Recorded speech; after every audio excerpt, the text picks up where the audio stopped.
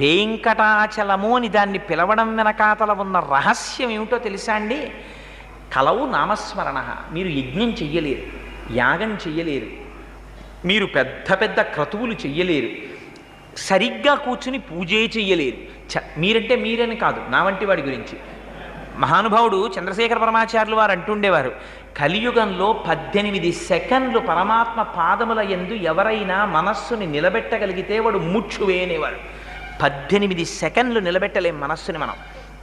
మనస్సు చంచలమై కదిలిపోతుంటుంది.